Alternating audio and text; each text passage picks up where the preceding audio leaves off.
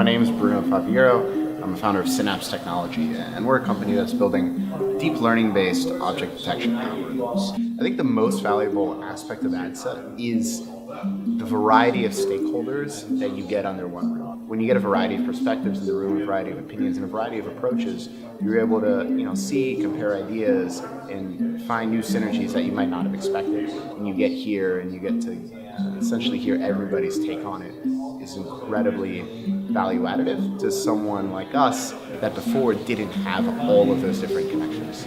So it's been an incredible density of knowledge.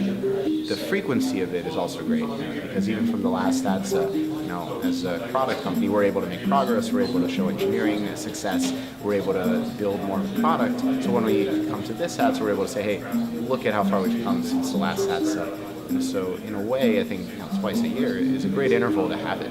Yes, I'm Dan Strellis from Rapiscan.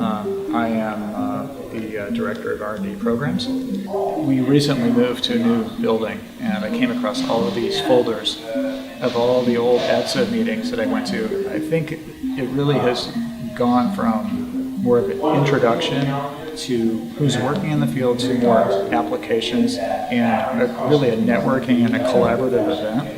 And I found that pretty useful too. I'm Mark Witinski, one of the co-founders and in charge of chemical security at Pendar Technology.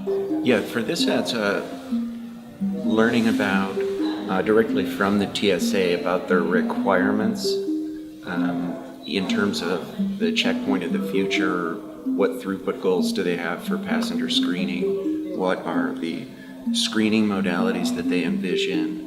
That's essential for instrument developer companies like mine to know in advance, to know if we have anything to contribute or not to their goals in 5-10 years.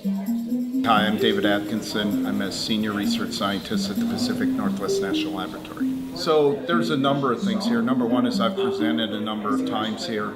It gives me a chance to show the things that I'm working on and get feedback and input from the wide variety of stakeholders that attend this meeting. Number two, of course, it allows me to see what others are working on and not just in a pure technical way as you get at a technical conference, but to see how the policymakers interact with the researchers and how the government stakeholders interact with the researchers. Seeing those interactions and where the hot buttons are and the touch points are important to understand what direction things are going to go in and what's might be acceptable or what might be over the line, say with privacy or policy. And this meeting is a key part of staying in contact with the community, seeing what the latest developments are, understanding where people are trying to go with technologies and policy and the